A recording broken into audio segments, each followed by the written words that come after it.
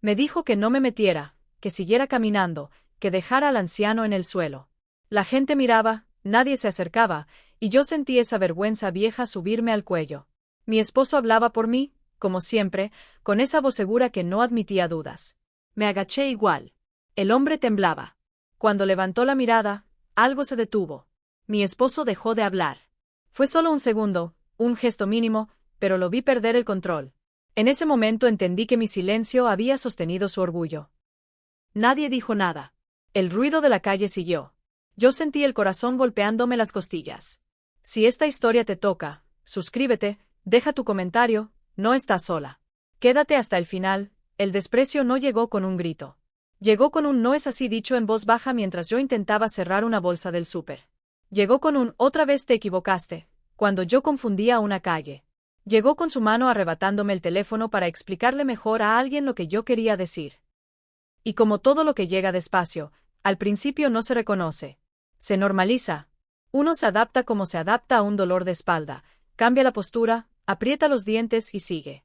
Mi esposo siempre ha tenido esa manera de caminar como si el piso le perteneciera. Va un paso adelante. Nunca se voltea para ver si lo sigo. Si me atraso, no pregunta si estoy bien, solo hace un gesto de impaciencia con la mano, como quien llama a un perro. Yo lo digo así, duro, porque así se siente cuando lo mira sin maquillaje emocional. Antes yo lo disfrazaba con palabras bonitas: es decidido, es práctico, tiene carácter. Me repetía esas frases para no admitir que lo que él tenía era una necesidad de mando. La casa era su territorio, pero la calle era su escenario favorito. Afuera, con gente mirando, su voz se volvía más segura. No más amable, más segura. Como si la presencia de otros le recordara que él podía definirme con dos frases. A mí me ponía apodos pequeños, como si fueran bromas cariñosas: despistada, dramática, sensiblona. Lo decía riéndose y la gente se reía con él. Yo también me reía, con ese tipo de risa que no nace de la alegría, sino de la urgencia de no incomodar. La risa de una mujer que sabe que si no se ríe, el castigo será peor después. Mi silencio se convirtió en estrategia. Lo descubrí una tarde en una tienda, cuando él discutía con el vendedor porque el cambio no era exacto. Yo intenté intervenir, decir que no importaba, que era una diferencia mínima. Él me miró con un desprecio tan rápido que me quemó la cara. No me gritó. Solo dijo: no te metas, no entiendes. El vendedor me miró un segundo y apartó la mirada. Yo sentí que me había convertido en un mueble. En ese momento entendí que hablar me costaba. Kallar me de job rasper. Desde entonces, empecé a desaparecer en público. No físicamente. Mis palabras. Mi opinión. Mi postura. Aprendí a leer señales. Si él fruncía el ceño, yo cerraba la boca. Si él enderezaba la espalda, yo asentía. Si él comenzaba a hablar fuerte, yo bajaba la mirada. Era como vivir con un sistema de alarmas que solo yo escuchaba.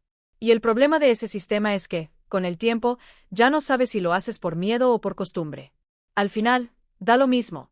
El cuerpo obedece igual. Él decidía rutas, tiempos y hasta el tono con el que yo debía agradecer. No digas eso, no lo digas así, sonríe, no te pongas seria. La palabra seria era casi un insulto en su boca. Seria significaba sospechosa. Seria significaba que yo estaba pensando por mi cuenta. Y pensar por mi cuenta era, para él, una amenaza. Había días en que yo salía con él solo para acompañarlo, como se acompaña a alguien a una cita médica, por obligación. Íbamos al mercado, a una reunión, a un trámite. En cada lugar, él encontraba la manera de marcar jerarquías. Trataba con amabilidad exagerada a quienes podía necesitar. Ignoraba a quien no le aportaba nada. Yo lo observaba y sentía un nudo en el estómago porque, con el tiempo, yo misma me había acomodado en la categoría de lo prescindible. No lo decía en voz alta, pero lo sentía cuando él hablaba de mi trabajo, mi dinero, mis contactos, y yo quedaba como un apéndice. Un día, en una comida con amigos, una mujer me preguntó algo simple: ¿y tú qué piensas? Yo abrí la boca para responder, y él se adelantó con una sonrisa. Ella piensa lo que yo le digo. La mesa se rió. Yo también reí. Luego, en el baño, me miré al espejo y no pude sostener mi propia mirada. Era una humillación suave, social, perfectamente defendible. Si yo me quejaba, yo era la exagerada. Si yo callaba, todo quedaba bien. Así se construye una jaula, con bromas. El desprecio también se escondía en gestos. En cómo él me corregía la postura con 2 dedos, como si yo fuera una niña. En cómo me apartaba ligeramente del paso para pasar primero. En cómo, si alguien me dirigía la palabra, él se quedaba cerca, escuchando, como si yo necesitara supervisión. A veces me tocaba el hombro cuando yo hablaba, un toque breve que parecía cariño pero era señal de control. Ya. Hasta aquí. Y yo lo entendía. Siempre lo entendía. Con el tiempo, empecé a temer algo que me avergonzaba admitir. Empecé a temer a la gente. No por ellos, sino por lo que él podía hacer con sus miradas. En público, yo no temía que me insultara. Temía que me volviera invisible, que me borrara con una broma, que me acomodara de nuevo en ese lugar donde no estorbo. Esa mañana en particular salimos temprano. El cielo estaba gris, de ese gris que vuelve todo más plano. Caminábamos por una avenida con tiendas abriendo, gente con café en mano, autos pasando rápido. Él iba hablando de algo que yo ya ni recuerdo. Sus palabras se mezclaban con el ruido del tráfico y el golpe de sus zapatos en la banqueta. Yo lo seguía, sosteniendo mi bolsa con ambas manos, cuidando no ir demasiado cerca, no ir demasiado lejos. Habitar el espacio con él siempre era una coreografía. En un cruce, un hombre joven nos rozó sin querer y se disculpó. Mi esposo ni siquiera lo miró. A mí se me salió un no se preocupe. Él me lanzó una mirada rápida, como diciendo, no hables con extraños. Yo cerré la boca. Hasta en cosas pequeñas, él dictaba la frontera de mi humanidad. Y entonces lo vi. Un anciano estaba sentado en el suelo, cerca de un poste, como si se hubiera deslizado hasta ahí. Tenía un bastón a un lado y la mano apoyada en la rodilla. Su cara estaba pálida. No pedía limosna. No extendía la mano. Solo estaba ahí, respirando con dificultad, con esa dignidad triste de quien no quiere molestar. La gente pasaba alrededor como agua. Algunos lo miraban de reojo y seguían. Otros ni eso. Yo sentí un impulso automático, detenerme. Mi pie se frenó apenas 1 centímetro antes de que mi cuerpo obedeciera del todo. Ese centímetro fue el espacio entre mi vieja versión y la que yo todavía no sabía si existía. Miré a mi esposo, buscando permiso sin querer. Él vio al anciano y su cara no mostró compasión, solo fastidio. No te detengas, dijo, sin bajar la voz. Eso no es asunto nuestro. Su frase fue como una orden doméstica puesta en la calle. Yo sentí calor en la cara, esa vergüenza que aparece cuando te recuerdan que no tienes derecho a actuar por cuenta propia. Quise seguir caminando. Quise obedecer para evitar el castigo posterior, para evitar la discusión, para evitar ser la exagerada. Pero el anciano intentó levantarse y no pudo. Su mano buscó el bastón, se le escapó, rodó un poco. Nadie lo recogió. Yo vi ese bastón en el piso como un símbolo triste, y algo dentro de mí se apretó. No era solo compasión. Era identificación. Esa sensación de estar caída y que el mundo siga. Di un paso hacia él. ¿Qué haces? Mi esposo se giró, ya irritado. ¿Me estás escuchando? Los peatones comenzaron a mirar. No porque les importara el anciano, sino porque un hombre estaba llamando la atención. Yo sentí esa presión social que siempre me aplastaba, la idea de que estaba haciendo algo incorrecto solo por desobedecerlo. Solo, intenté decir, y mi voz se quedó a la mitad. Él me interrumpió con una sonrisa que era un cuchillo envuelto en papel, siempre igual. Siempre buscando drama. Déjalo, mujer. La palabra mujer en su boca era una forma de bajarme. No era amor. No era mi nombre. Era una etiqueta para recordarme mi lugar. Yo me quedé inmóvil un segundo. Sentí el impulso de retroceder, de reírme, de decir sí, tienes razón. Mi cuerpo tembló.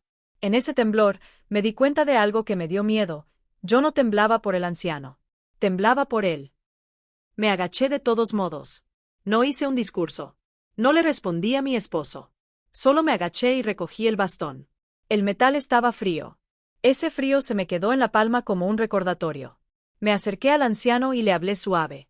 ¿Está bien? ¿Puede levantarse? El anciano alzó la vista. Y en ese momento pasó algo que no esperaba.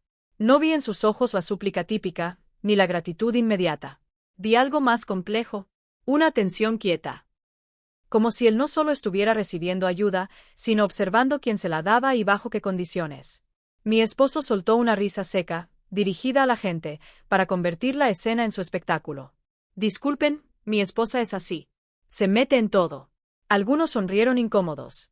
Yo sentí la humillación intentando subirme otra vez. pero ya estaba agachada. Ya era tarde para volver a ser invisible. Le tendí el bastón al anciano. Nuestras manos se rozaron. Su piel era delgada, pero su agarre fue firme. Me miró a la cara como si quisiera decir algo sin palabras. Y ese segundo se estiró. Sentí, por primera vez en mucho tiempo, que alguien me veía sin el filtro de mi esposo. Sin el apodo. Sin la broma. Sin la corrección. El anciano apretó el bastón, acomodó el pie para incorporarse, y antes de intentar levantarse me sostuvo la mirada. No con insistencia, sino con una calma que me inquietó. Como si estuviera midiendo no mi fuerza, sino mi miedo. Como si reconociera el patrón de una mujer que vive pidiendo permiso para respirar. Y ahí, en medio del ruido de la calle, de la risa falsa de mi esposo y de las miradas curiosas de la gente, el anciano fijó la mirada en mí con una atención tan precisa que sentí que algo se movía internamente, como una pieza vieja que por fin encaja en otro lugar. El anciano intentó levantarse y el movimiento le salió a medias, como si el cuerpo no respondiera a la orden. Yo sostuve el bastón en una mano y, con la otra, le ofrecí mi antebrazo. Sentí el peso de su mano apenas se apoyó, una presión firme, contenida, que no tenía nada de teatral. Mi esposo chasqueó la lengua, ese sonido mínimo que usaba para marcar desaprobación sin decirlo abiertamente. Ya, dijo, mirando alrededor como si el público fuera lo importante. Listo. ¿Contenta? Vamos. Yo no me moví. No por valentía. Por necesidad. Había algo en la mirada del anciano que me había dejado clavada ahí, como si él hubiera visto la escena completa y no solo el cuerpo en el suelo. El anciano se incorporó despacio. Sus rodillas temblaron un segundo, luego se afirmaron. Su postura cambió apenas estuvo de pie, espalda recta, mentón ligeramente arriba. Parecía más alto de lo que parecía sentado. La gente se detuvo un instante. No por él.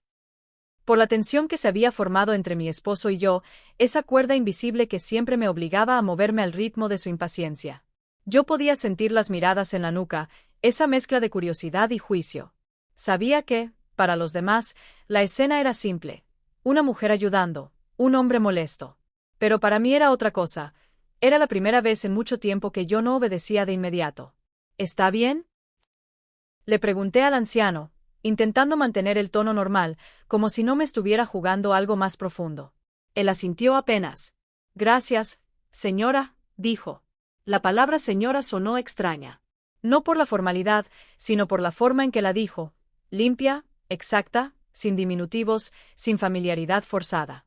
No era donita, no era mami, no era amiga.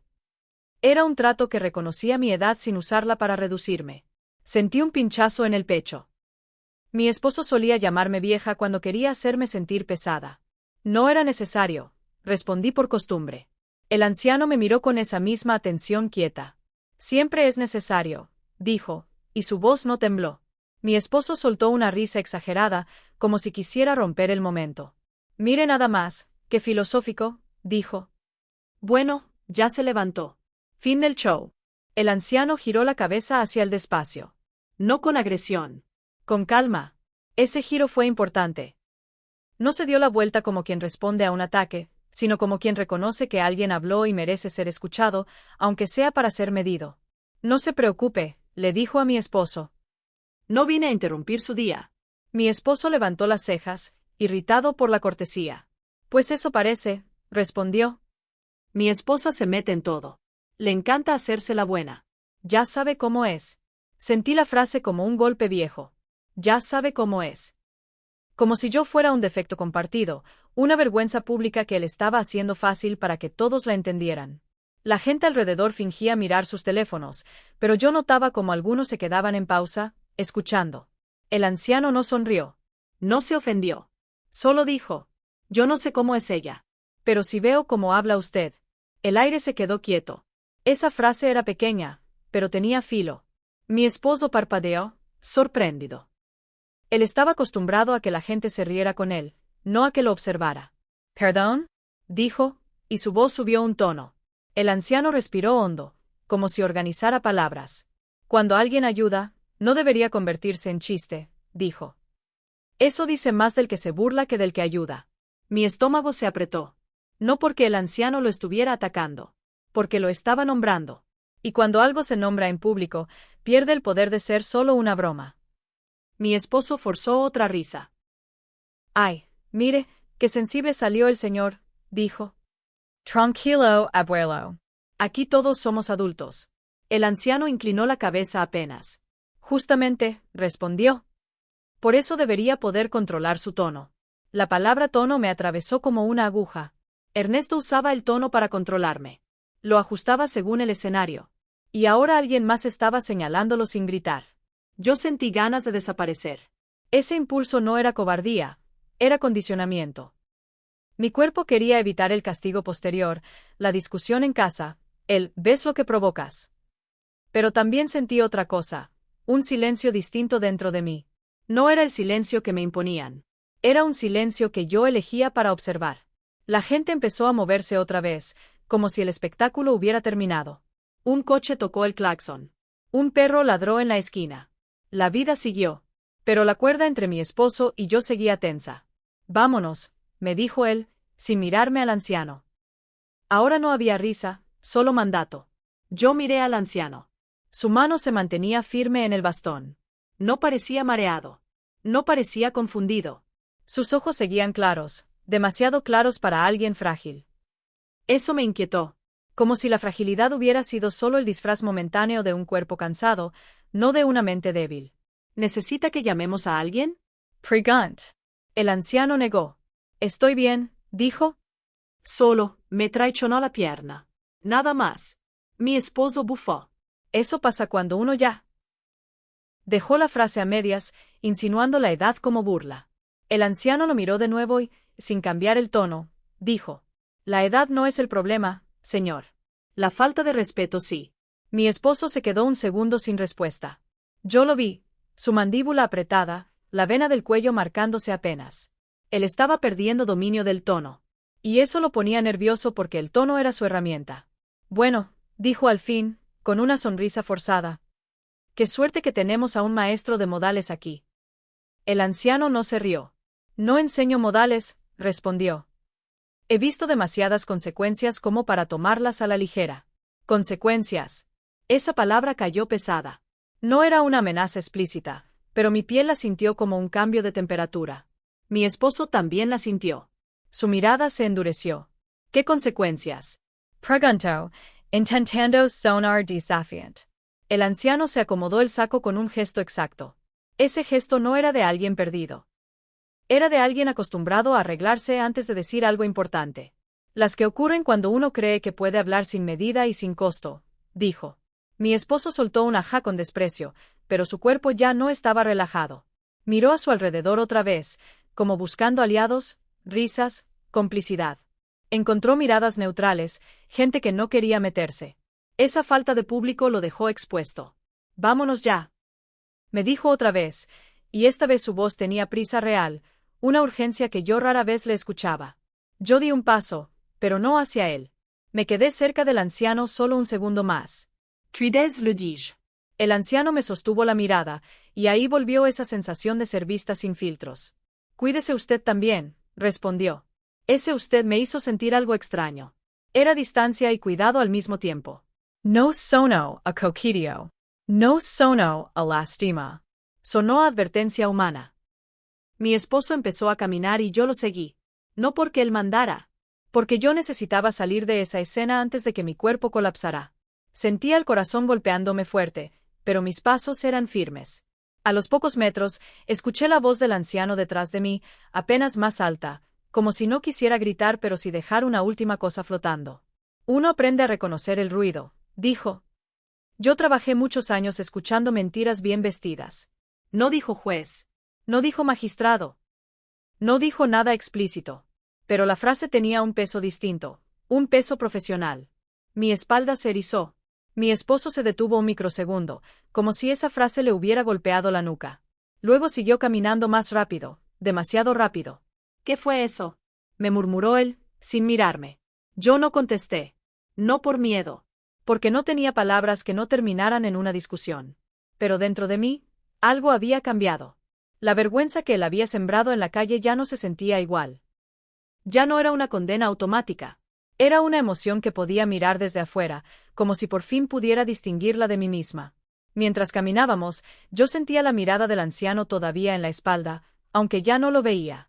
Y por primera vez, en vez de querer encogerme, quise entender. Quise saber por qué esa voz calmada había sacudido tanto a mi esposo. Quise saber qué había detrás de esa palabra, consecuencias.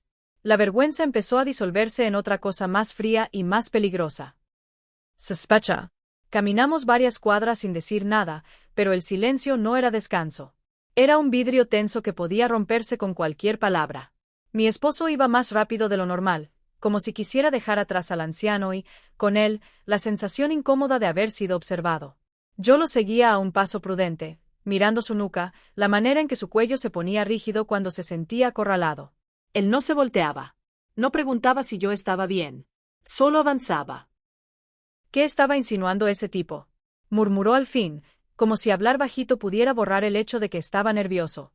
Yo no respondí de inmediato. Sentía la vergüenza todavía caliente en la cara, pero ahora se mezclaba con algo más frío. Me di cuenta de un detalle que antes no habría notado.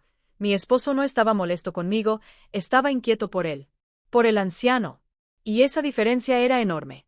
No lo sé, dije con honestidad, y mi voz me sonó extraña. Una voz que no pedía disculpas. Él soltó una risa cortita, forzada. Claro que no sabes. Tú nunca sabes nada de lo importante. La frase, en otro día, me habría quebrado. Habría sentido el deseo de explicarme, de defenderme, de demostrarle que sí sabía, que sí entendía. Pero esa mañana, después de escuchar al anciano hablar de consecuencias y mentiras bien vestidas, la frase me cayó como una repetición gastada. Al libreto. Seguimos caminando. El ruido de la ciudad volvía a envolvernos. Motores, conversaciones, un carrito de tamales, el golpe de una persiana bajando. Yo intentaba ordenar en mi cabeza lo que había pasado. El anciano no había gritado. No había acusado. Había dicho pocas cosas, pero cada una había tocado un punto sensible. Y mi esposo, que siempre dominaba el tono, había perdido el suyo. Al llegar a la esquina, lo vi otra vez. El anciano estaba ahí, a unos metros, como si el tiempo se hubiera doblado. No estaba sentado en el suelo. Estaba de pie junto a una banca, apoyado apenas en el bastón, observando el flujo de personas con paciencia. Cuando nuestros ojos se cruzaron, no se sorprendió. Asintió como quien confirma un pensamiento. Mi esposo se detuvo en seco. Lo sentí en el tirón invisible de la cuerda entre nosotros. Su cuerpo cambió de inmediato. Los hombros subieron un poco, como protegiéndose, y su voz se quedó atrapada en la garganta. Me giré hacia él, buscando su rostro. Su cara había perdido color. No como en una película, no de forma exagerada. Fue un cambio sutil, pero real. La piel alrededor de la boca más pálida, la mirada más fija, la respiración menos profunda. Yo lo vi y tuve una sensación extraña, casi irreal. Era como si estuviera viendo a un hombre distinto, uno que no controlaba el espacio. ¿Qué hace aquí?, susurró él, más para sí mismo que para mí. El anciano caminó hacia nosotros con pasos tranquilos. No apresurados. No temblorosos. A cada paso, la imagen de fragilidad se caía un poco más. Su bastón no era un símbolo de debilidad, era una herramienta, como un reloj en la muñeca de alguien que sabe exactamente a qué hora debe hablar. Señora, me dijo, con la misma formalidad. Disculpe si la incomodé. No, respondí, y la palabra me salió sin pensar. No como desafío. Como verdad. Mi esposo intentó recuperar su postura. Se aclaró la garganta, levantó el mentón. Era su cuerpo buscando el uniforme de autoridad. Mira, dijo, intentando sonar firme. No sé quién se cree que es, pero no tiene derecho a. El anciano levantó una mano, no para callarlo, sino para marcar un ritmo. Ese gesto, tan simple, cambió el aire. Si tengo derecho a hablar, dijo. Y usted lo sabe. Mi esposo parpadeó. La seguridad falsa se le quebró un segundo. Yo vi ese segundo y lo guardé como quien guarda una prueba. No lo conozco, dijo él, y se notó que era una frase preparada. El anciano sonrió apenas, sin alegría. Claro que me conoce, respondió. Solo que no le conviene reconocerlo aquí, en la calle. Sentí un escalofrío. Mi esposo apretó la mandíbula. Su mano derecha se cerró y se abrió, un tic que yo le había visto cuando estaba conteniendo un impulso. No era un tic de rabia, era de cálculo. ¿Qué quiere?, preguntó él, y su voz bajó. Esa bajada fue el primer signo de rendición. Mi esposo solo bajaba la voz cuando estaba frente a alguien que no podía dominar. El anciano miró alrededor, como eligiendo un lugar menos expuesto. Luego se presentó con una calma que parecía ensayada por años de formalidad. Mi nombre es Julián Herrera, dijo. Fui magistrado. La palabra magistrado cayó pesada. No como título, sino como llave. Yo no conocía nombres del ámbito judicial, pero el tono de mi esposo cambió con una claridad brutal. Lo vi en su garganta, en su respiración, en el modo en que los ojos se le movieron por primera vez con incertidumbre real. Él reconoció tarde la referencia, pero la reconoció. No, murmuró, y se detuvo. Intento Corgers. No sé de qué habla. Julián Herrera no se inmutó. No tiene que fingir conmigo, señor Calderón. Mi esposo dio un paso atrás, apenas. Un paso mínimo, pero fue un retroceso. Yo nunca lo había visto retroceder ante nadie. ¿Usted me está siguiendo?, preguntó mi esposo, y el orgullo intentó levantar la voz. No lo logró. La palabra siguiendo sonó más a miedo que a acusación. No, respondió Julián. Lo vi. Lo reconocí. Y vi cómo trataba a su esposa. Mi esposo giró la cabeza hacia mí como si yo hubiera hecho algo. Como si mi presencia fuera la evidencia. Por un segundo, vi en su mirada un reproche viejo. Mira lo que provocas. Y por primera vez, no lo acepté como mío. El problema no era yo. Era su miedo. No meta a mi esposa en esto, dijo él, intentando volver al control. Ella ya está en esto, respondió Julián, sin dureza. Lo ha estado mucho tiempo. Sentí que se me apretaba el pecho. No por dolor, sino por una verdad nombrada en voz alta. Yo miré a Julián, buscando señales de humillación, de superioridad. No las encontré. No estaba disfrutando. Estaba constatando. Yo no tengo nada que hablar con usted, dijo mi esposo, y su voz tembló apenas. Ya estoy retirado de lo que sea que usted cree. Julián inclinó la cabeza. No vine a hablar de su trabajo, dijo. Vine a recordarle que el ruido no siempre funciona. Mi esposo apretó los labios. Usted no sabe nada de mi vida. Sé suficiente, respondió Julián. Lo suficiente para reconocer el patrón. Esa palabra volvió, patrón. Yo la sentí como una etiqueta que por fin encajaba con años de confusión. Mi esposo se enderezó otra vez, como si el cuerpo intentara ponerse de pie aunque la mente estuviera cayéndose. ¿Qué patrón? Preguntó, fingiendo burla. ¿Que mi esposa es sensible y usted se cree su protector? Yo sentí el impulso de intervenir. De decir no me protejas, de reclamarle a mi esposo su humillación constante. Pero me quedé quieta. Era una quietud distinta. Estaba observando. Mi silencio ya no era miedo, era decisión. Y en esa decisión, sentí algo parecido al poder. Julián me miró un segundo, como preguntándome sin palabras si podía seguir. Yo asentí apenas. El patrón de ridiculizar para controlar, dijo Julián. El patrón de hablar por encima de alguien para que deje de escucharse. El patrón de convertir un gesto humano en un chiste para mantener jerarquía. Mi esposo soltó una risa corta. Esta vez no encontró público. La gente pasaba, pero nadie se detenía. Y esa ausencia de espectadores le quitó fuerza. ¡Qué exageración!, dijo él. Usted no tiene idea. Julián lo interrumpió con una frase simple. La idea la tiene usted. Por eso está así. Mi esposo se quedó en silencio. Yo lo vi tragar saliva. Su piel, antes tan segura, parecía más delgada. Más vulnerable. Julián dio un paso hacia un lado, señalando una cafetería pequeña en la esquina, con mesas afuera. No voy a hacer esto aquí, dijo. No soy un hombre joven, y no me interesa un espectáculo. Pero sí me interesa hablar con usted, y con ella, si lo desea. Mi esposo frunció el ceño. ¿Hablar? ¿De qué? Julián sostuvo su mirada sin parpadear. De su historia, respondió. Y de cómo se repite cuando cree que nadie lo ve. Esa frase hizo que mi esposo se pusiera rígido, como si lo hubieran tocado en un lugar secreto. No tengo nada que contarle, dijo él. Julián no sonrió. Eso dicen todos, respondió. Hasta que se quedan sin aire. Mi esposo me miró otra vez, buscando mi obediencia. Yo sentí el viejo impulso de sostenerlo, de intervenir para salvar su orgullo, de decir algo que suavizara. Mi quid quiera. Lo dejé solo con su propia máscara resquebrajada. ¿Quién le pidió que se metiera?, preguntó mi esposo, y la rabia por fin salió, pero era una rabia insegura. Julián bajó la voz. Nadie me pidió nada, dijo. Solo vi a una mujer agacharse a ayudar mientras un hombre la avergonzaba. Y recordé demasiadas cosas. Mi corazón dio un golpe. Recordó demasiadas cosas. Eso significaba que la conexión no era solo un nombre. Había memoria. Había pasado. Mi esposo intentó hacer un chiste, un último recurso. ¿Y ahora va a venir a darme clases de moral? Julián negó despacio. No doy clases de moral, dijo. La moral es para quien quiere quedar bien. Yo hablo de hechos. Hechos. Otra palabra que pesó. Vi cómo mi esposo bajó los ojos un instante, como si buscara suelo. Cuando los levantó, ya no tenía la misma arrogancia. Tenía algo que me daba miedo por lo real. Tenía ansiedad. ¿Qué hechos? Pregunté yo, y mi voz salió antes de que pudiera frenarla. Mi esposo se giró hacia mí de inmediato. Tú no preguntes, dijo, y ese tono fue automático. El tono de siempre. Julian me miró. Usted tiene derecho a preguntar, dijo. Y luego, sin mirar a mi esposo, agregó, él ha vivido años creyendo que su voz es la única válida. Eso no es un hecho inevitable. Es un hábito.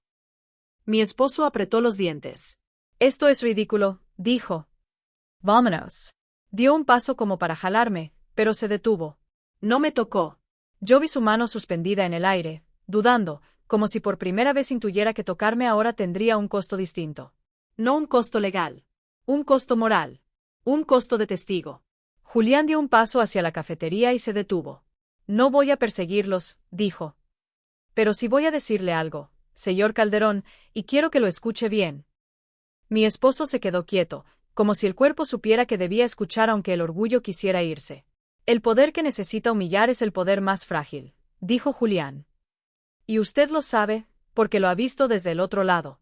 Mi esposo se puso pálido otra vez. El otro lado lo golpeó como una clave privada. Yo sentí que algo se abría dentro de mí, una sospecha con forma, una intuición convirtiéndose en certeza de que mi esposo tenía un pasado que yo nunca había tocado.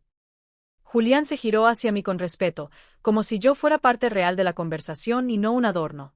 Señora, dijo. Si usted quiere, podemos conversar. 10 minutos. Solo para que escuche algo que quizá nadie se ha atrevido a decirle. Miré a mi esposo. Su cara era un mapa de tensión. Quería negarlo todo, quería arrastrarme, quería recuperar el guión. Pero también tenía miedo. Y ese miedo, por primera vez, estaba a la vista. Yo respiré hondo. Sentí el impulso de protegerlo, de proteger la idea de mi matrimonio, de no romper la imagen. Y luego sentí otra cosa, más fuerte, la necesidad de entender quién era yo sin su ruido encima. 10 minutos, dije, y mi voz tembló apenas, pero no se quebró. Mi esposo abrió la boca para protestar, pero la cerró. No encontró el tono correcto. No encontró el lugar desde donde mandar sin quedar expuesto. En ese silencio, entendí algo con una claridad dolorosa, el poder se estaba desplazando. No hacia Julián. Hacia la verdad. Y una vez que la verdad se sienta a la mesa, el orgullo ya no manda como antes. No sé en qué momento exacto la sala se volvió más pequeña. Tal vez fue cuando mi esposo cerró la puerta con esa delicadeza excesiva que usa cuando quiere parecer inocente. O cuando el anciano, sentado en el sillón más cercano a la ventana, dejó de mirar la calle y me miró a mí, como si yo fuera el paisaje que llevaba años esperando. La luz de la tarde entraba en tiras delgadas, marcando polvo en el aire. El reloj de pared seguía con su tic-tac, pero sonaba distinto, como si estuviera contando algo más que minutos. Yo tenía una taza de café que ya no estaba caliente. Apreté el asa con los dedos para no temblar. Mis manos ya no son jóvenes, pero aún saben cuando el cuerpo quiere huir. Mi esposo estaba de pie, a un lado del mueble donde guardamos las fotos familiares. Había una de nuestra boda, otra de los niños en la playa, otra de mi madre con una sonrisa que siempre me pareció prestada. El anciano no era familia. Al menos, eso era lo que mi esposo repetía con naturalidad, como quien repite el nombre de una marca. Así que usted es el esposo de ella, dijo el anciano al fin, con una voz suave, seca, sin prisa. No era una pregunta de cortesía. Era una manera de colocar una pieza en su sitio. Mi esposo sonrió. La sonrisa correcta, la que enseña los dientes sin usar los ojos. Sí, señor. Un gusto. Soy. El anciano levantó una mano mínima, apenas un gesto, como si la presentación fuera un sonido innecesario. No hace falta. Ya lo conozco. El aire se movió. Sentí algo parecido a un golpe frío en el estómago, pero no fue sorpresa, fue confirmación. Mi esposo parpadeó una vez, lenta, demasiado lenta. De inmediato, quiso recuperar el control con una risa breve, falsa, esa risa que siempre usa cuando alguien lo deja fuera de guión. ¿Cómo dice?, preguntó, y su voz se le fue un poco más aguda al final. Intentó que sonara divertido. El anciano se acomodó la manga del suéter, tirando de la tela con dedos finos, como si alinear una costura fuera más importante que lo que acababa de decir. Lo vi. Hace años. Y lo he vuelto a ver. Miró hacia la ventana sin girar la cabeza del todo, como si la calle fuera un lugar donde las verdades se pasean sin pedir permiso. Tiene la misma manera de quedarse quieto cuando cree que lo están mirando. Yo no dije nada. No porque no pudiera. Porque entendí, de golpe, que cualquier palabra mía sería un salvavidas lanzado a alguien que se estaba hundiendo con justicia. Mi esposo tragó saliva. Lo escuché. Ese sonido pequeño, íntimo, como un secreto que no quiere salir. Debe confundirme con alguien. Mire, yo trabajo con mucha gente. Quizá. El anciano soltó una exhalación leve, casi una risa, pero sin humor. No confundo. A mi edad, lo único que uno hace bien es recordar. Y mirar. Volvió a clavar los ojos en él. Usted estuvo en el funeral de Teresa. El nombre cayó como una moneda al fondo de un vaso. Sonó, aunque nadie lo tocó. Teresa. Yo no conocía a ninguna Teresa cercana. Pero mi esposo, vi cómo se le tensaba el músculo de la mandíbula. No fue miedo exactamente. Fue la sensación de que alguien había encendido una luz donde él había guardado cajas cerradas. Teresa, repitió él, intentando alargar la palabra, como si estirarla pudiera romperla. No sé de qué me habla. El anciano inclinó la cabeza, apenas. Claro que sabe. Usted se quedó atrás, cerca del ciprés. No entró a despedirse. Solo miró. Como ahora. Yo sentí el impulso de mirar a mi esposo, pero no lo hice. Me quedé observando el café en mi taza, el círculo marrón pegado a la porcelana, como un ojo sin párpado.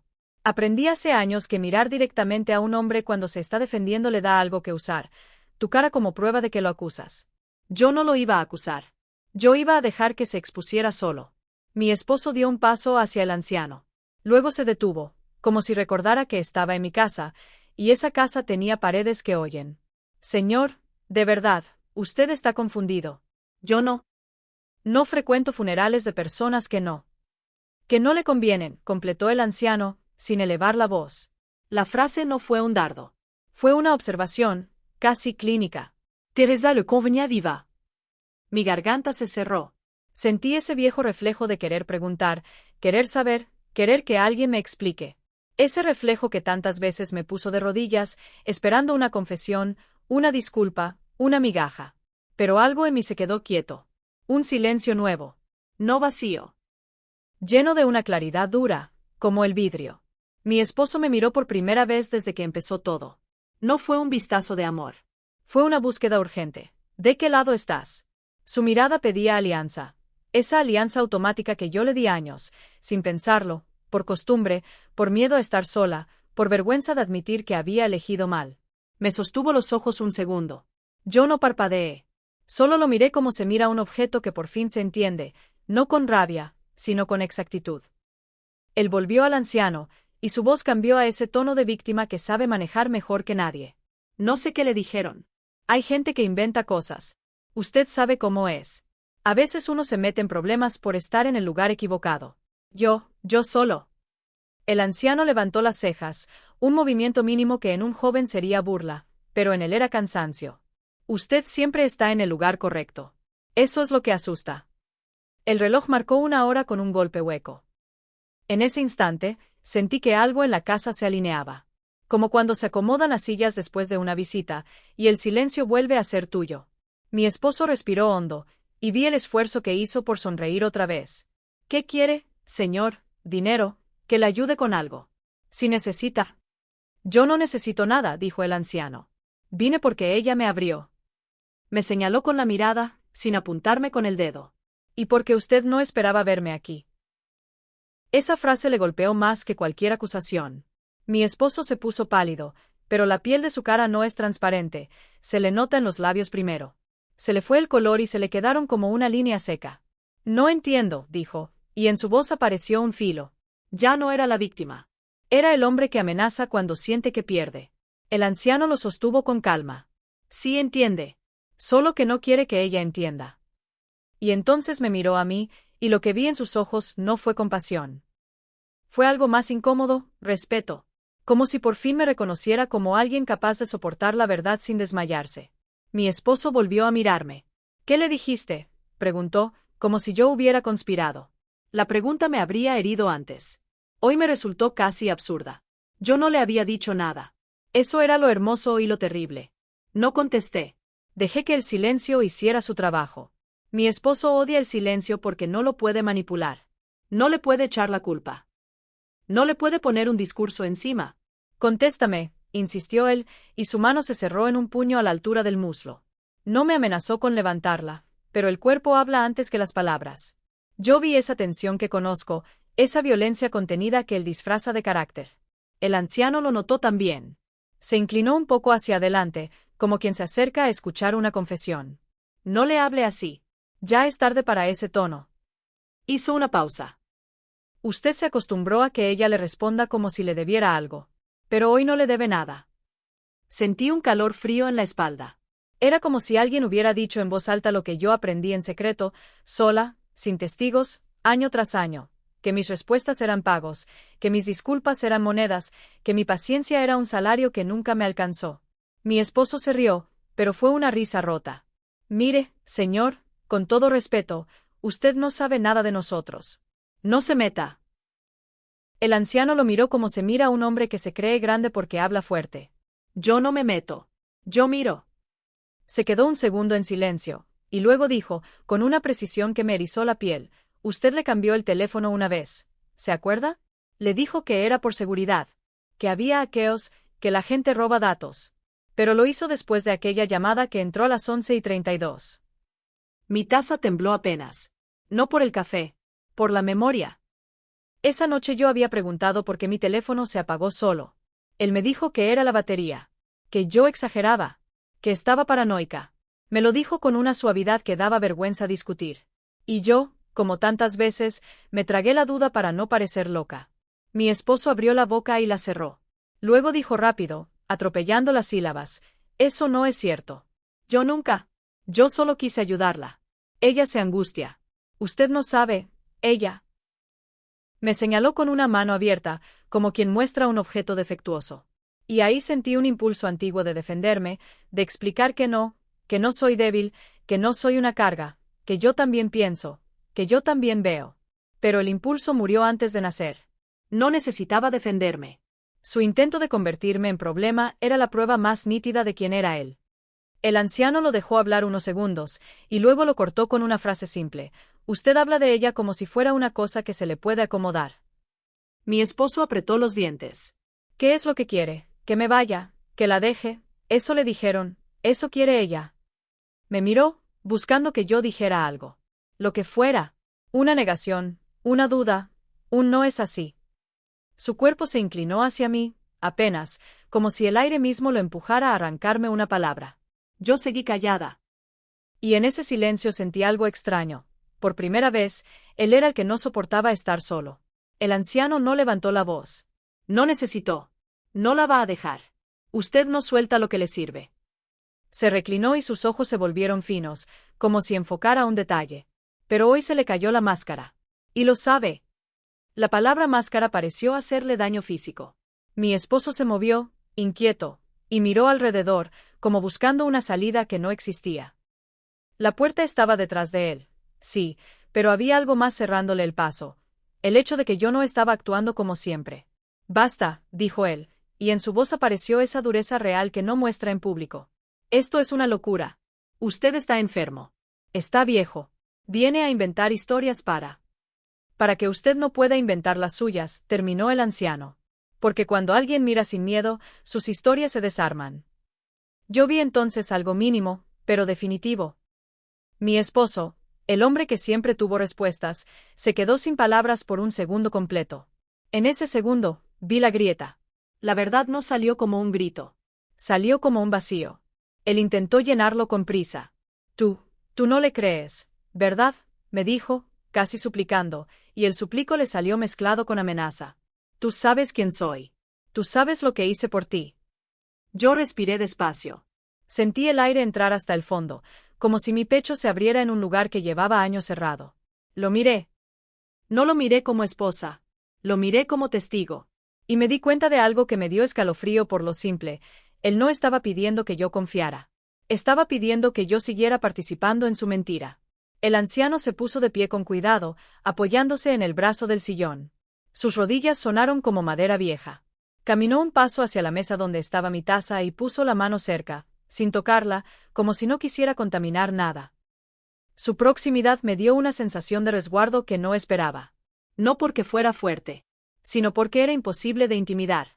Mi esposo miró esa mano, y luego me miró a mí. Vi cómo su mente calculaba, cuánto control le quedaba, qué podía decir, qué podía prometer.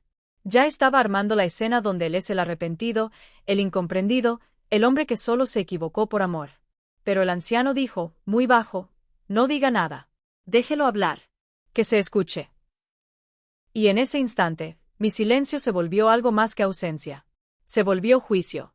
Mi esposo abrió la boca otra vez y empezó a hablar, a explicar, a justificar, a enredar nombres y fechas, a decir que todo era un malentendido, que hay personas que quieren dañarlo, que él siempre ha sido un buen hombre. Y mientras hablaba, yo vi como cada palabra lo mostraba más, como una luz fría que no perdona sombras. Él no se dio cuenta de que ya estaba solo. Cuando por fin se detuvo, jadeando un poco, esperando que yo dijera algo, el anciano me miró con esa calma pesada, y soltó la frase que me dejó una marca por dentro, como una cicatriz nueva. Ahora ya sabe por qué los hombres como él le temen más a su silencio que a cualquier grito. El camino de regreso a casa fue más largo de lo habitual, aunque tomamos las mismas calles. Él manejaba con las dos manos firmes sobre el volante, como si sostenerlo con fuerza pudiera devolverle algo que se le había escapado. Yo miraba por la ventana, las fachadas repetidas, los árboles con hojas polvorientas, una mujer barriendo la vereda como todos los días. Todo seguía igual afuera, y eso era lo que más lo inquietaba. Nadie parecía haber notado que algo se había roto. No habló durante los primeros minutos. Solo respiraba fuerte por la nariz, ese resoplido controlado que usa cuando está armando un discurso. Yo conocía bien ese silencio previo. Era el silencio de la preparación, no el de la reflexión. Me pregunté cuántas veces yo había llenado ese espacio antes, apurada, explicando, pidiendo, disculpándome por cosas que no entendía del todo. Esta vez no. En un semáforo, golpeó el volante con la palma. No fue un golpe violento, fue un gesto calculado, una señal. Ese viejo está loco, dijo al fin, sin mirarme. Gente así disfruta meterse en casas ajenas y sembrar dudas. Dijo dudas como si fueran semillas frágiles, no verdades esperando luz. Asentí apenas, un movimiento mínimo que no significaba acuerdo ni rechazo. Solo reconocimiento de que lo había escuchado. Eso pareció desconcertarlo. Esperaba más. Siempre espera más, una pregunta, una defensa, una frase que le permita corregirme. ¿No vas a decir nada?, preguntó, y en su tono apareció una irritación temprana, todavía controlada. Miré el tablero, la luz roja del combustible encendida. Pensé en decirle que hacía semanas que estaba así, que él lo sabía y no dijo nada. Pero no lo dije. Te escucho, respondí. Mi voz sonó pareja, casi ajena. Me sorprendió a mí misma. Arrancó cuando el semáforo cambió. No, no me escuchás. Si me escucharas, entenderías que todo eso fue una exageración. Un show. Yo no tengo por qué dar explicaciones a un desconocido. Giró la cabeza hacia mí por un segundo, buscando impacto. Y menos frente a vos. Ahí estaba. El lugar que siempre me asignó, el testigo que debe ser convencido, no la persona que decide. Sentí un viejo reflejo de tensión en el cuello, pero pasó rápido. No te pedí explicaciones, dije. Y fue verdad. Frenó un poco más fuerte de lo necesario al doblar. Claro que sí. Siempre las pedís, aunque digas que no. Se acomodó en el asiento, inflando el pecho. Yo soy el que sostiene esta casa. El que se ocupa. El que da la cara. Miré sus manos otra vez, los nudillos blanquecinos. Pensé en todas las veces que esa frase había funcionado como un candado. No estoy discutiendo eso, dije. Y tampoco era una estrategia. Simplemente no estaba dispuesta a entrar en el juego. Su risa fue corta, incrédula. Entonces, ¿qué estás haciendo? Ahora sí me miró de frente, y en sus ojos vi algo nuevo. No furia, no desprecio, sino una incomodidad torpe, como si el suelo se hubiera movido un centímetro sin aviso. Pensé unos segundos antes de responder. Sentí el peso de esos segundos, pero no fue angustia. Fue elección. Estoy viendo, dije. No respondió de inmediato. Bajó la velocidad. Pasamos frente a la panadería donde comprábamos los domingos. El cartel estaba medio caído, la parpadeaba. Ver no sirve de nada si no entendés, dijo al fin. Y para entender hay que confiar. La palabra confiar me atravesó como un eco viejo. Confianza no es obediencia, respondí, y apenas lo dije supe que no había vuelta atrás. No levanté la voz. No lo miré. Dejé la frase suspendida entre los dos. El auto se llenó de un silencio espeso. No del que él maneja, sino de otro, torpe, sin guión. Lo sentí moverse en el asiento, incómodo. Siempre tan dramática, murmuró, probando una salida conocida. Todo lo haces más grande de lo que es. Antes, esa frase me hacía dudar de mi percepción. Hoy me sonó gastada, como una ropa que ya no abriga. Para vos, dije, tal vez nunca fue grande. Eso sí lo descolocó. Me miró otra vez, más tiempo. ¿Qué se supone que significa eso? Significaba muchas cosas, pero no tenía por qué enumerarlas. Significa que no voy a justificarme, dije, ni explicarte lo que siento. Su mandíbula se tensó. Ah, ya veo. Ahora resulta que yo soy el enemigo. Sacudió la cabeza. Después de todo lo que hice. Ahí apareció el orgullo, desnudo, reclamando su altar. Siempre lo había usado como moneda de intercambio, su sacrificio a cambio de mi silencio. Sentí una punzada breve de culpa, vieja, automática. La dejé pasar. No te estoy atacando, dije. Estoy hablando. Eso no es hablar, replicó. Eso es cerrarte. Me permití una leve sonrisa, casi imperceptible. No. Eso es no ceder. Entramos al garaje. Apagó el motor y se quedó un segundo con las manos sobre el volante, respirando hondo. Luego salió del auto de un portazo. Yo bajé con calma, sentí el aire más frío, el olor a aceite y humedad. Cerré mi puerta con cuidado. Ese detalle pareció enfurecerlo más que el golpe. Dentro de la casa, dejó las llaves sobre la mesa con un ruido metálico innecesario. No voy a tolerar este juego, dijo, caminando de un lado a otro. No sos una nena confundida. Sos mi esposa. Me quité el abrigo y lo colgué en su lugar. El perchero crujió un poco. Justamente, respondí. Se detuvo frente a mí. Estábamos cerca, demasiado. Pude ver una pequeña vena latiendo en su sien. Te estás creyendo cosas que no son, dijo en voz baja. Y eso puede traer consecuencias. Antes, esa palabra me helaba. Hoy la escuché como lo que era. Una amenaza vacía, sostenida solo por la costumbre. Las consecuencias ya estaban, dije. Yo solo dejé de fingir que no. Su rostro cambió. La máscara de control se resquebrajó apenas, lo suficiente para mostrar algo parecido al miedo. ¿Qué es lo que querés?, preguntó, y por primera vez la pregunta no fue retórica. Pensé en todas las respuestas posibles. En todas las versiones de mí que habían querido algo distinto. Paz, disculpas, promesas.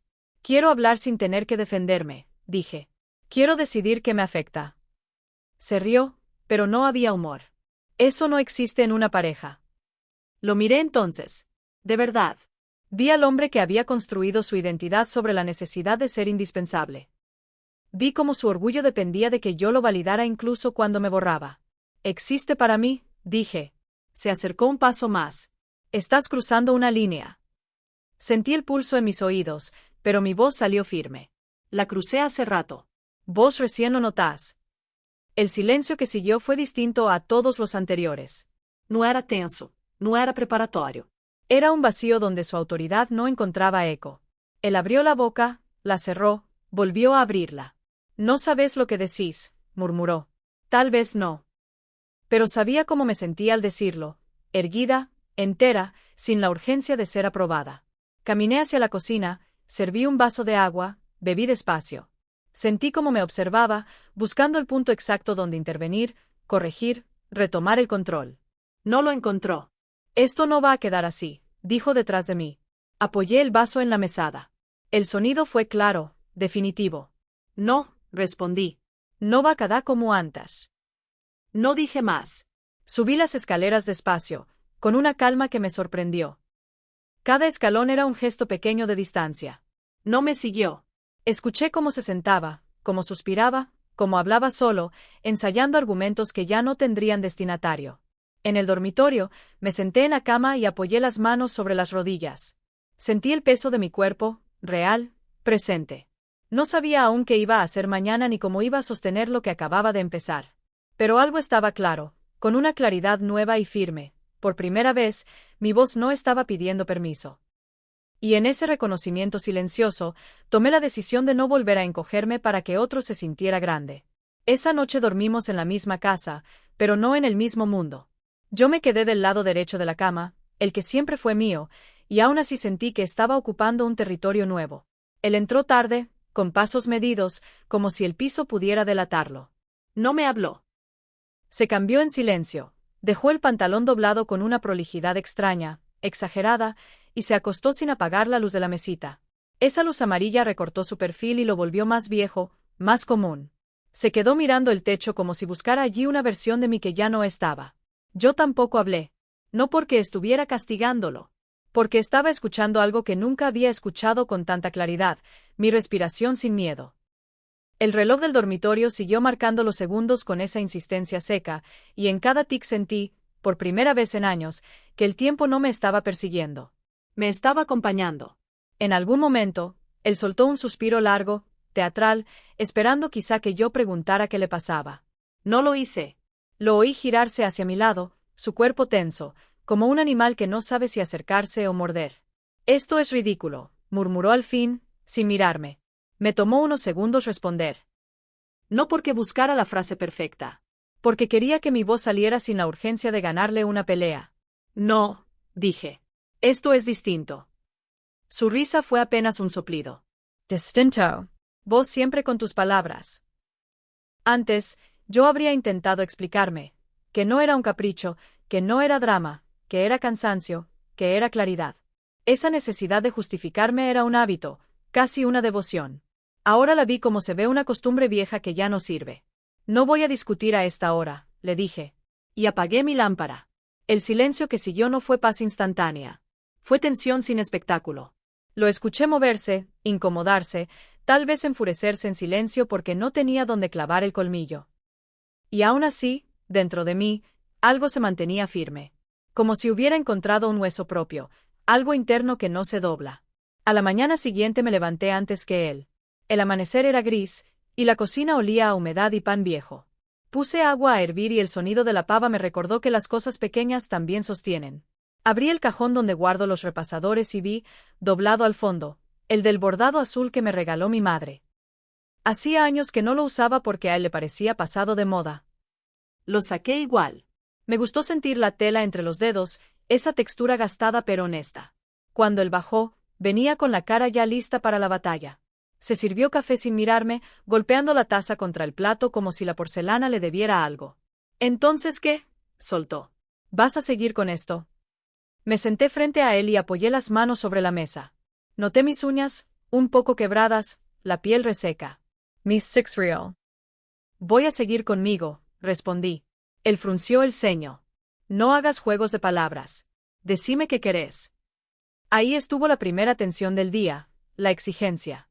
Esa forma de obligarme a traducir mi dignidad en un plan que él pudiera controlar. Respire despacio. Quiero 3 cosas, pensé, pero no las enumeré en voz alta. La parte de mí que buscaba listas quería hacerlo. La parte nueva entendía que, con él, una lista se vuelve un contrato que intenta negociar. Así que elegí otra ruta. Quiero vivir sin pedir permiso para estar incómoda, dije. Y no voy a explicarte cada emoción para que vos decidas si es válida. Su mandíbula volvió a tensarse, como siempre que escucha algo que no puede refutar con lógica. Ahí estás otra vez, haciéndotela fuerte. Bajó la voz. Mira, yo puedo ser paciente. Pero no voy a tolerar que me faltes el respeto. Esa amenaza vestida de moralidad. Antes me paralizaba porque yo era educada para temerle al conflicto. Ese día la vi como lo que era. Un intento de devolverme al molde. El respeto no es silencio, le dije. Y yo no te estoy faltando el respeto. Estoy dejando de desaparecer. Se quedó quieto un segundo, sorprendido por la palabra. Desaparecer. Era exactamente lo que yo hacía sin saberlo. Encogerme hasta quedar en el margen, para que él se sintiera grande en el centro. Vi un destello de vergüenza en sus ojos, rápido, como un reflejo involuntario. Luego lo tapó con la misma máscara de siempre. Te estás llenando la cabeza con cosas, dijo. Con gente. La referencia al anciano flotó sin nombre. Sentí un pequeño cambio emocional, gratitud, sí, pero también algo más sobrio, más maduro. El anciano no me había salvado. No había venido a rescatarme como en una película. Solo había puesto un espejo donde yo llevaba años evitando mirar. Y el resto lo hice yo, incluso antes de verlo. Porque nadie puede empujarte si no estás cerca del borde. No me llené la cabeza, respondí. Me quedé vacía de excusas. Él apretó los labios, y en ese gesto vi el viejo mecanismo de poder, convertir mis palabras en exageración, en locura. ¿Y ahora qué? ¿Te vas a ir? ¿Vas a hacer un drama? ¿Vas a contarle a todo el mundo? Ahí apareció otra amenaza, más sutil, el miedo al que dirán. Años enteros sostuve una versión amable de nuestra historia para no quedar como una mujer que no supo mantener su casa. Me pesó la idea por un segundo, como una mano en el pecho. Y aún así, no cedí. No voy a usar a nadie para castigarte, dije. Y no voy a protegerte mintiendo. Esa frase lo golpeó en un lugar íntimo. Porque él siempre supo que yo lo protegía. A veces, incluso contra mí. Su orgullo se alimentaba de esa cobertura. Yo no necesito que me protejas, escupió, y el tono subió. Yo me las arreglo. Lo miré con calma. Eso decís. Pero tu forma de arreglártelas siempre fue hacerme más chica. Se levantó de golpe, la silla raspó el piso con un sonido áspero. Basta, dijo, y por un momento vi la sombra de ese hombre que yo temía. Ese hombre que no necesita pegar para herir. Solo necesita acercarse, invadir, hacer sentir que estás en deuda. Se acercó a la mesa, apoyó las manos en el borde, inclinándose sobre mí. No te olvides quién paga todo acá. Sentí la humillación vieja tentar mi garganta, esa mezcla de vergüenza y dependencia. Pero esta vez la humillación no me cerró la voz. Me la abrió. Me acuerdo, dije, sin temblar. Y por eso te digo algo claro, no voy a quedarme en un lugar donde el dinero se usa como cadena. Sus ojos se estrecharon. ¿Me estás amenazando? Negué con la cabeza. Te estoy informando. Se quedó quieto, como si la palabra lo hubiera dejado sin aire. Informando. No suplicando. No negociando. Informando. Bajó la mirada un segundo, y allí vi su irrelevancia moral. No importaba cuánto gritara, cuántos argumentos construyera. Había perdido algo más esencial que el control. La autoridad emocional que yo le había regalado. Ese día empecé a cambiar cosas sin hacer anuncios. No como venganza. Como reconstruction. Abrí la ventana de la sala y dejé entrar el aire frío, ese que siempre le hacía mal. Puse música baja mientras lavaba los platos, una canción vieja que me gustaba de joven. Moví una planta del lugar para que recibiera luz.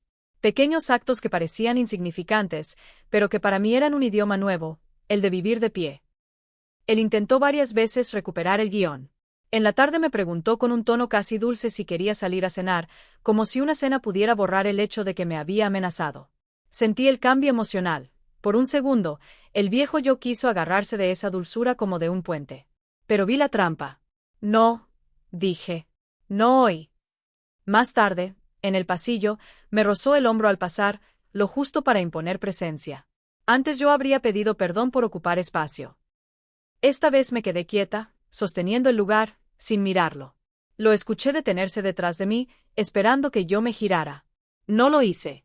Siguió de largo, y su paso sonó más rápido, como si la indiferencia le doliera. En la noche, mientras yo doblaba ropa en el dormitorio, entró sin tocar. Se quedó en la puerta, con los brazos cruzados. ¿Vas a seguir con esa actitud para siempre?, preguntó. Levanté una camiseta, la doblé con calma, alineando las costuras. Ese gesto simple me mantuvo anclada. No es una actitud, respondí. Es un límite. Los límites son para los demás, dijo, con desprecio. En un matrimonio no hay límites. Hay acuerdos. Sentí una risa suave querer salir, pero fue más tristeza que humor. Los acuerdos se hacen entre dos personas, dije. No entre un dueño y una pertenencia. Esa frase lo dejó en silencio. Vi cómo su orgullo buscaba dónde agarrarse. Probó otra cosa, más vieja, más venenosa. Estás grande, dijo. No vas a poder sola. Fue una humillación calculada, una puñalada exacta. Mi edad, mi cuerpo, mi miedo a la soledad. Lo dijo como quien señala una grieta en la pared para que la casa se caiga sola. Sentí el golpe, sí. Pero también sentí algo nuevo. El dolor no me hacía retroceder. Me hacía ver. Tal vez no puedas sola, respondí. Pero ya estaba sola contigo. Su rostro se endureció. Dio un paso hacia adentro. Luego se detuvo, como si no supiera qué hacer con una verdad que no puede discutir. Se fue sin cerrar la puerta. Esa noche me senté en la sala con una manta sobre las piernas. La casa estaba en silencio, pero no era el silencio de antes, el silencio que me aplastaba. Era un silencio sobrio, con espacio. Me acordé del anciano, de su manera de mirar sin acusar. No lo vi como un héroe. Lo vi como una chispa. Una chispa no construye el fuego, solo lo enciende donde ya había leña seca. Pensé en mi vida, en los años en que mi voz fue reducida a comentarios pequeños, a permisos, a preguntas para no molestar. Y pensé en lo que estaba haciendo ahora, no una fuga romántica, no una victoria perfecta. Solo una dignidad recuperada, lenta, imperfecta, pero real. Yo no sabía cómo terminaría mi matrimonio. No sabía si él cambiaría o si solo se volvería más frío. No sabía cuánto me costaría sostener mis límites en los días malos, cuando la nostalgia muerde y el miedo se disfraza de amor. Lo que sí sabía era esto: ya no iba a caminar encorvada para que otro se sintiera alto. Y mientras el reloj marcaba la hora con su tic-tac constante, me recosté en el sillón, cerré los ojos y sentí, por primera vez en mucho tiempo, un alivio sin euforia. Un alivio que no prometía milagros. Solo una cosa sencilla y enorme: yo, caminando de pie.